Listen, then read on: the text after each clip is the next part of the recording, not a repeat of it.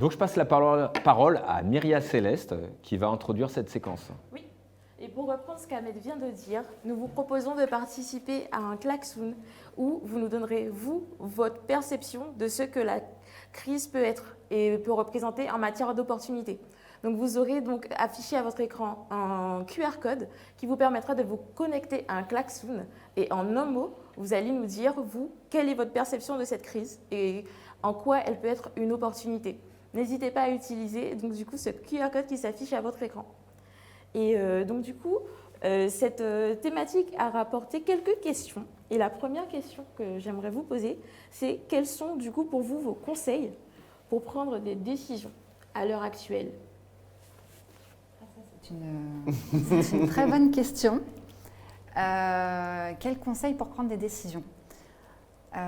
Déjà, je pense qu'il faut avoir une vision éclairée de sa stratégie pour pouvoir prendre une décision. Parce que si on n'y voit pas clair, on ne peut pas. Concrètement, on ne pourra pas avancer, on ne pourra pas prendre de décision, ou du moins on ne pourra pas prendre la bonne. Donc il faut vraiment déjà se poser, avoir une stratégie claire de ce qu'on veut faire, et ensuite on pourra prendre une décision.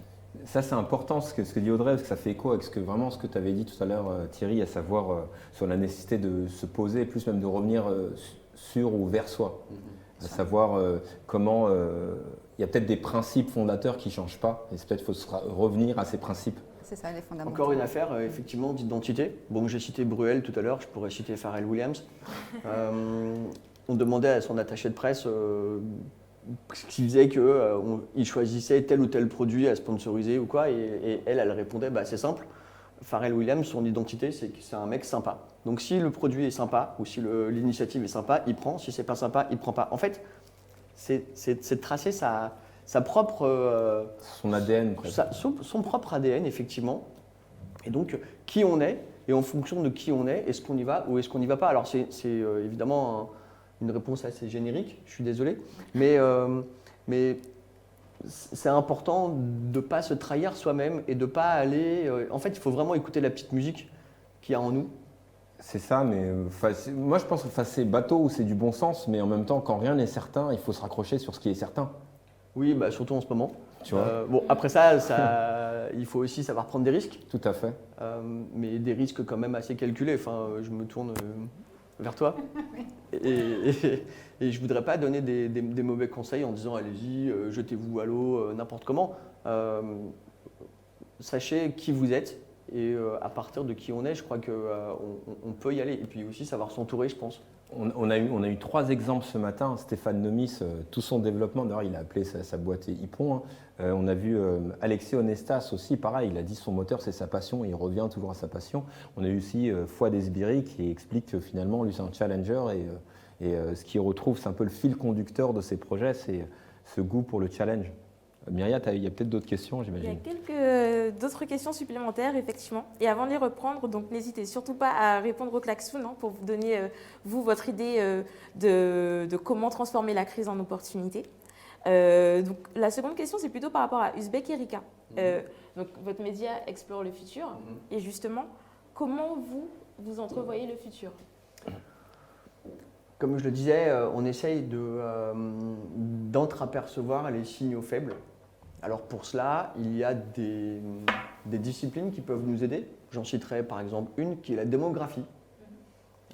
C'est peut-être l'une des sciences qui nous permet de mieux voir l'avenir. Par exemple, la démographie nous dit que, désolé, on va plutôt vivre, nous, dans des sociétés de plus en plus vieilles. Par exemple, l'âge médian français est passé de 39 ans à 43-44 ans en quelques décennies.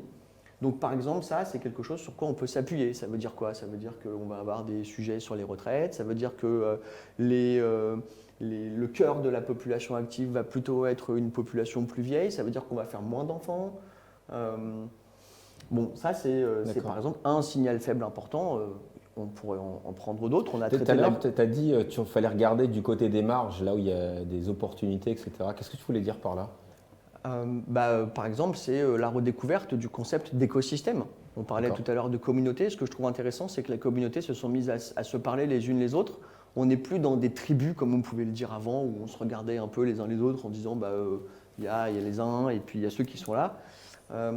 La redécouverte du principe, du concept d'écosystème fait que tout à coup, quand on est une entreprise, on ne regarde plus seulement ses clients et ses collaborateurs, mais on regarde aussi la société, on regarde aussi ses prestataires, on regarde, par exemple dans les entreprises, on ne faisait souvent que regarder les fameuses fonctions support et quand on parlait de quête de sens, en fait on était surtout sur les cadres.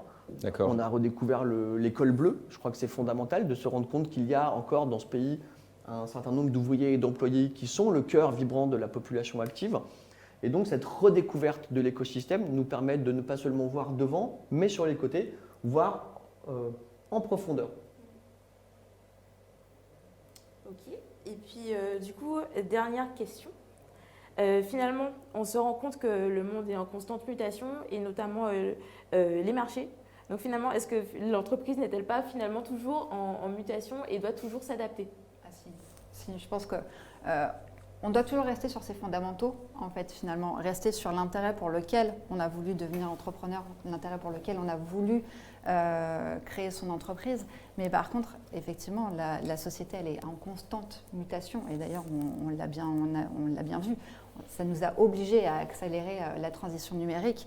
Et donc là, les entreprises, elles ont fait preuve d'adaptation. Et on a vu qu'elles étaient capables de s'adapter et de se transformer rapidement pour pouvoir traverser les crises. Et il y en aura certainement d'autres. Alors, on espère pas de la même ampleur, hein, mais voilà, on sait qu'on est armé aujourd'hui pour traverser ce genre de crise et savoir s'adapter. Et il faut savoir s'adapter, ça c'est sûr. Après, je me permets juste peut-être de rajouter que c'est pas du marche ou crève, hein, s'adapter. On peut être heureux dans l'adaptation. En fait, on peut aussi se découvrir et on peut prendre plaisir à s'adapter et à pivoter. Alors, et là, je pense qu'on était vraiment dans de l'adaptation un peu nécessaire, là pour le Clairement. coup, sur la crise. Mais après, effectivement, en dehors d'une crise, je pense que c'est quand même intéressant d'aller sur les autres marchés et de pouvoir s'adapter. Mais encore une fois, toujours rester sur ses fondamentaux et sur la raison pour laquelle on a voulu le faire. Parce que sinon, si on se perd, après, on peut aussi perdre son goût d'être entrepreneur et de la volonté de ce qu'on avait voulu faire. Merci beaucoup Audrey, merci Thierry. Donc là, on va passer au klaxoon, n'est-ce pas? Au nuage de mots. Au nuage de mots qui va être partagé. Donc concrètement, on a demandé aux internautes de nous dire un peu comment eux, ils voyaient l'adaptation, comment ils voyaient la transformation de cette crise en opportunité. Donc on les a interrogés et voilà les mots-clés qui remontent. Alors on voit, il y a effectivement le mot adaptation, ça c'est clair, mais ça a été bien dit tout à l'heure par Alexis Onestas, à savoir ce qu'il disait, c'est que finalement ceux qui sont faits pour durer sont faits pour changer, du moins se transformer. C'est au cœur de leur ADN. J'aime bien, il y a un mot, un barbarisme, penser-innover, penser-innovation. Des mots qui sont importants aussi, les mots de confiance. La confiance, oui, c'est important, la confiance. Il faut avoir confiance en soi pour concrétiser son projet. Il faut avoir confiance en soi. Son projet. Confiance en son projet, et c'est aussi un vecteur pour donner confiance aux autres. Tout à l'heure, Thierry, quand je te disais comment tu mobilises aussi les équipes. Nous, on est de toute façon, par essence, une entreprise collective. D'accord. Alors, dans un même organe de presse, des lignes éditoriales, non pas antagoniques, mais en tout cas qui peuvent avoir des différences, peuvent cohabiter les unes avec les autres. Moi, je crois qu'il ne faut pas être, je reprends encore une formule, mais léniniste, au sens de tout ne vient pas d'en haut, et c'est pas comme ça, il n'y a pas une ligne qu'on impose, même si parfois j'aimerais bien imposer la mienne. Mais c'est aussi savoir écouter ses propres collaborateurs. Et il y a le mot questionner là. Voilà. Et s'adapter, adaptation, bon, je crois que là, les messages sont bien passés. Oser également. Ça, oser aussi, évidemment. Je crois que sur le terme de pense-innover, c'est extrêmement intéressant parce que moi, je l'observe, je viens d'un monde plutôt militant où je voyais les entreprises de l'extérieur en me disant, bon, ils sont là pour faire du blé et puis c'est tout. En fait, j'ai découvert un monde absolument hallucinant. Et je pense que la vie intellectuelle française, elle a lieu autant dans les ouvrages des philosophes que dans les plaquettes des entreprises où on est obligé de penser, de réfléchir et on est plus heureux quand on réfléchit. Moi, je fais le lien avec ce que tu dis sur l'idée d'inclure. D'ailleurs, enfin, inclure dans le sens où inclure dans la réflexion, inclure des parties prenantes qui étaient exclues avant, etc. Après, dans l'exclure, moi, je l'entends plutôt dans son business. Parfois, des fois, on se dit, il faut peut-être se séparer de tel aspect ou tel autre. C'est peut-être des choses que... Ah, il faut savoir se couper des bras. Voilà, ouais, c'est ça. Non, mais tout à clairement, fait, ouais. à un moment donné, par exemple, pour ce qui nous concerne, nous, hein, on Ouais, était ouais. partis sur tout un tas de fronts et à chaque fois qu'on avait une nouvelle idée, on y allait. Quand la crise nous est tombée dessus, on a dû aussi rassembler. Je disais tout à l'heure back to basics, hein, D'accord. mais il a fallu aussi Back to basics, ouais. peut-être reculer pour mieux sauter D'accord. et de rassembler ses propres forces pour être plus efficace. D'accord.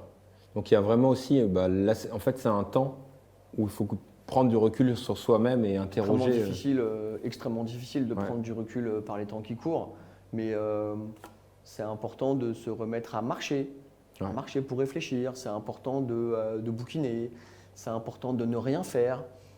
Les idées, elles ne viennent pas dans l'agitation permanente, et je crois que faire du stop and go permanent peut permettre d'être plus malin dans la crise. D'accord. Ah, j'aime bien ce mot, être malin en fait. Oui, effectivement, je pense que d'avoir un grain de folie, de malice, peut faire qu'on va finalement sortir du lot. Ouais. Et Donc, puis, c'est l'idée d'oser là qui est c'est écrit, ça, là. et se réinventer, en fait, grâce à Super. ce Super. remède. Donc se réinventer, l'adaptation, la confiance, inclure, exclure. Je ne sais pas si vous avez quelque chose à rajouter pour conclure cette séquence sur l'idée d'adapter sa stratégie. Moi, j'aime bien le terme rencontre, qui m'inspire aussi beaucoup de choses. Je crois qu'on a tous besoin de se retrouver les uns les autres dans des espaces physiques. Là aussi, les idées viennent. Moi, je suis journaliste, je ne suis pas totalement certain d'avoir eu une super bonne idée seule dans ma vie.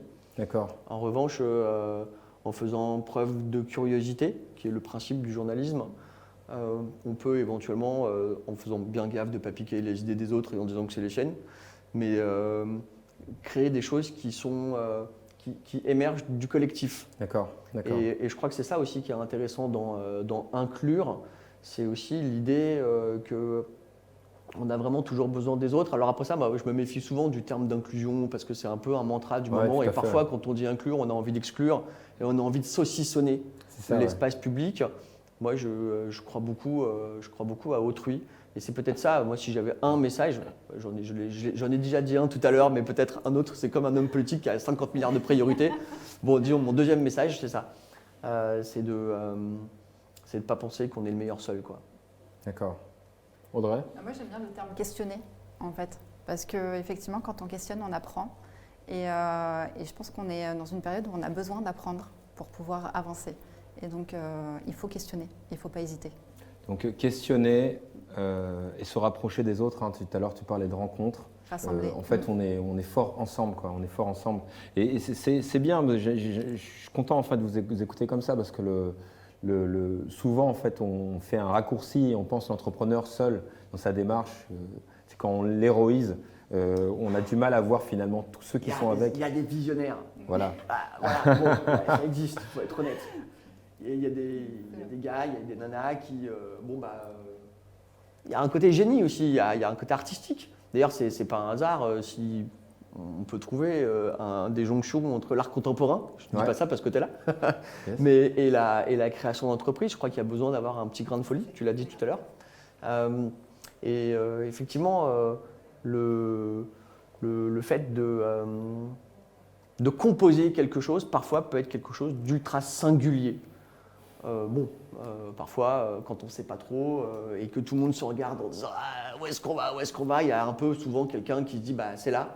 Et puis, bizarrement, on se dit en fait, je décide de lui faire confiance. De toute façon, le manager, le leader, le chef d'entreprise, dans un moment comme ça, si on ne lui fait pas confiance et si on sent qu'il a un peu la main qui tremble, on va dire tu y vas d'abord et puis on verra si je te suis, quoi. Ouais, tu as raison, tout à fait raison. Audrey ? Eh ben, moi je suis. Faire confiance à BPI Voilà, déjà. exactement. Très Mais bien. on est vraiment dans un pays formidable. Non, mais moi, je tiens à le redire. C'est juste dingue ce qui est en train de se passer. C'est dingue ce que fait BPI France. Je dis, moi, j'ai rien à gagner à le dire, même si Uzbek Erika a bénéficié d'une partie de PGE. Hein, donc, mais non, c'est ultra important. Je veux dire, c'est là où on se distingue d'un pays libéral. Et je crois que je ne veux pas répondre à ta place, hein, mais de conjuguer l'esprit d'entreprise avec le modèle social français, c'est ça qui va nous sortir de la panade. Et quand on voit ce que propose BPI, il y a moi je vois ça comme une sorte de boîte à outils dans laquelle on peut piocher. C'est ça. Et puis tous les moyens sont donnés en fait pour pouvoir réussir et pour pouvoir traverser cette crise aujourd'hui. Tous les moyens sont donnés et tout ça, on le fait avec beaucoup d'humilité avec tous les partenaires. Ouais. Donc vraiment l'État, que ce soit les collectivités territoriales, les régions, les EPCI, les communes, tout cela, mais aussi tous les réseaux d'accompagnement et tous ceux qui œuvrent pour faire réussir les entrepreneurs. C'est intéressant parce que là, on est sur une mission, c'est une mission volontariste, Entrepreneuriat pour tous. Et tous ceux finalement qui soutiennent les entrepreneurs sont des professionnels, mais au-delà de ça, ils sont véritablement engagés. Il y a vraiment une dimension d'engagement et c'est là où je retrouve ce que tu disais Thierry, donc je partage à 200%. Puis il y a une nouvelle génération d'entrepreneurs. Je pense que, je ne sais pas combien de temps il nous reste. On a terminé. Faut m'arrêter mais- si jamais je suis trop long. On va pas hésiter. Mais c'est vrai vas-y. qu'on a souvent, y compris nous les journalistes, eu tendance à dire la Startup Nation, on est tous entrepreneurs. Et puis en fait, on s'est rendu compte que c'était dur. C'est dur d'entreprendre. Mais moi, j'aperçois là, dans la crise, peut-être une nouvelle génération d'entrepreneurs. Tu parlais des collectivités. Je crois qu'il y a un terme qui n'est pas sorti, mais qui est le terme de territoire qui est fondamental aujourd'hui parce qu'on se rend compte qu'il n'y a pas que Paris. Mais vraiment, il n'y a pas que Paris. Et C'est pas- ça. Et que cette nouvelle génération d'entrepreneurs, elle est assez patriote et elle est assez mature. Et je crois qu'on a besoin de cette maturité aussi. Merci beaucoup Thierry. J'en profite pour dire que BPI France, c'est BPI toute la France. Enfin, du moins, c'est la promesse qu'on souhaite incarner et concrétiser au travers du programme Entrepreneuriat pour tous. Et tout de suite, je sonne la fin de cette séquence et on va ouvrir la seconde.